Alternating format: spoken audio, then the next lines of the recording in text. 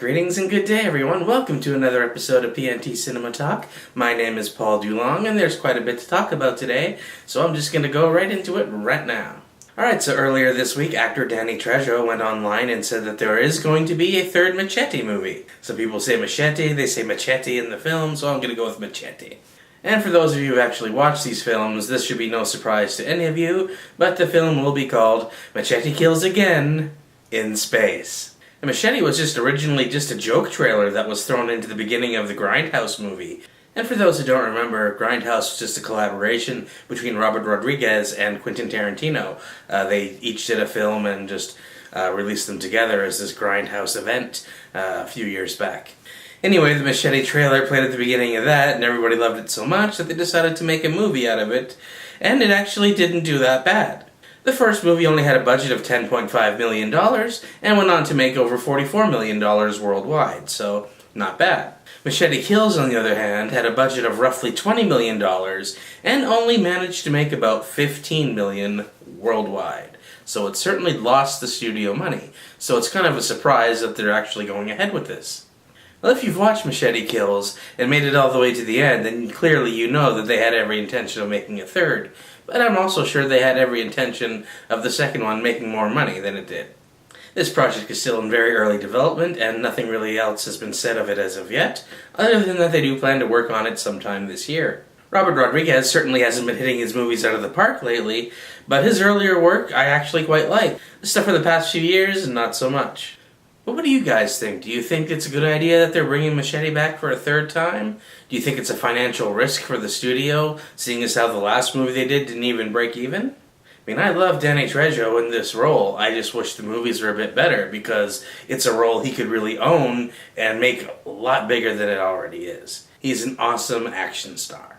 Do you think Danny Trejo should look for other work, or are you still willing to give this franchise one more shot?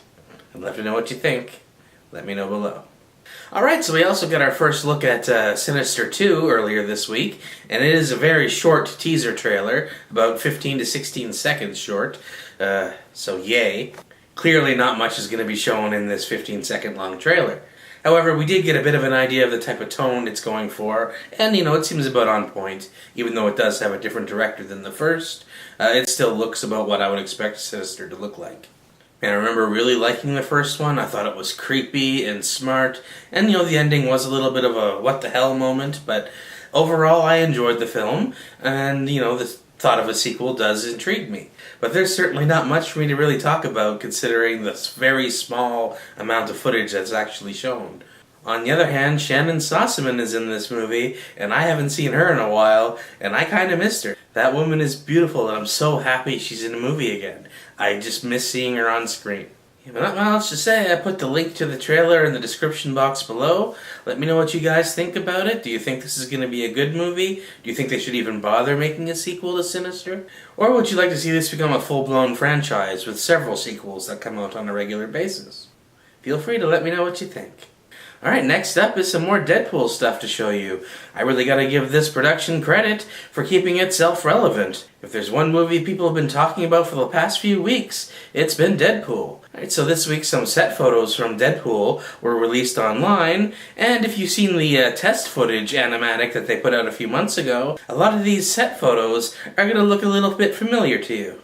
I put links to both the photos and the original test footage in the description box below. These photos look awesome. Okay, so it clearly looks like they're recreating that scene, and that really makes me excited, because that scene looked really good. But it also makes me think that Fox knew what script they were going to shoot a long time ago. It seems to imply that this test footage was taken directly from the script that they had in the works, the one that Ryan Reynolds has been boasting about for years now. So it makes a lot of sense that they're going with that. Anyway, check out those pictures and let me know what you think. One thing for sure, I'm really on board with how they're marketing this film so far. It's a really smart idea to keep the audience involved, especially when you want them to buy an R-rated movie ticket. And next up, we have some confirmation news that I've certainly been waiting for. A few weeks ago, you heard me talk about the Russo brothers going on to direct the next two Avengers films, of course after finishing up with Civil War.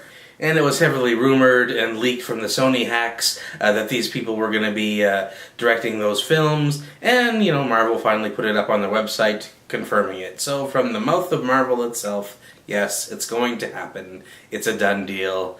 Bring it on. I mean, they must have some serious confidence in these guys, and that's good. I really love the serious tone of Captain America the Winter Soldier. If they knock it out of the park with Civil War, then there's going to be nothing but praise and excitement for the next 2 Avengers films. And speaking of Avengers, the director of Age of Ultron, Joss Whedon, just came out and dropped the bomb that there will be no end credit scene at the end of this movie. That's kind of a bit of a surprise to me. It's always been Marvel's thing to put those scenes at the end of the movie, and it's always fun when I go to the movie to see all these people get up and start walking out of the theater before the end credits scene happens. I'm like, what? What are you doing? No, now I can't do that. Everyone's leaving. Well, this is what Joss Whedon officially had to say on the matter. We all came at it separately. We don't want to chase that. That was a jewel and a weird little quirk. There was nothing at the very end. And that's not a fake out. We want people to know so they don't sit there for 10 minutes and then go, son of a bitch, I'll kill them. If there's one thing that can be said about this, it's that Joss Whedon certainly understands the fans of superhero films. But the little ray of light is that Kevin Feige, he's pretty much running the show over at Marvel right now, at least for the cinematic universe. He also added that there will still be a tag scene, or like a mid-credit scene, sort of like the dancing group part in Guardians of the Galaxy.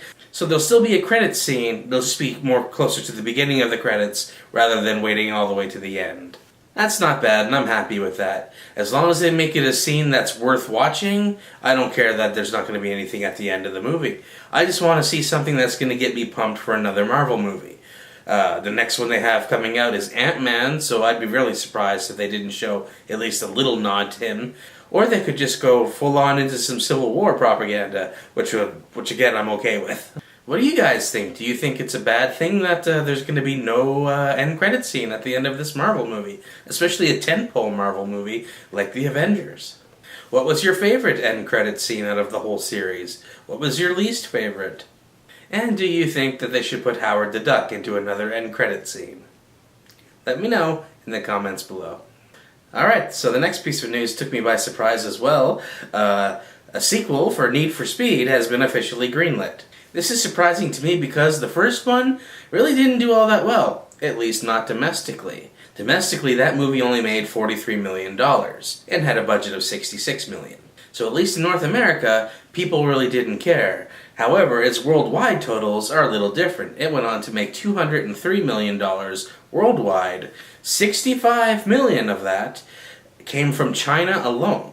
So for whatever the reason, China was a big fan of this movie. It pretty much gave them their entire budget back, just from that one country. I like Aaron Paul. I think he's a great actor. I haven't got around to watching the first Need for Speed yet because the trailers kind of made me think of a bad Fast and the Furious ripoff. And I know Need for Speed is based on the video game title of the same name, but there's really no story in that. It's just racing. So creatively speaking, the sky's the limit. So they can make this just as crazy as Fast and the Furious. And if you think that the totals for Furious 7 isn't a factor in this decision, then that's surprising to me. Because Furious 7 currently has a worldwide total of $490 million, at least at the time I'm filming this. That number's going to change in a few days because it's making stupid money. Are you glad that there's another race car franchise trying to compete with Fast and the Furious? The first Fast and the Furious wasn't that great. I haven't heard a whole lot of good things about the first Need for Speed, but Fast and the Furious did get better eventually. So if they can make Need for Speed better, is this necessarily a bad thing? I mean, clearly there is some sort of market for this because it is making money somewhere, even if not at home. Alright, so that's about it for this episode. Yeah, I know this one was a bit shorter than normal, but I'm going to try something a little different just for the next few days. I will have another video coming up very soon. I'm going to film it right now, but right after this one, because there's a whole lot more news I want to talk about. So once again, my name is Paul Dulong. Thank you so much for watching. I have included links about the stuff I've talked about today in the description box, so if you need to check that out, you can always do so there. And thank you so much for watching, and I'll speak with you soon.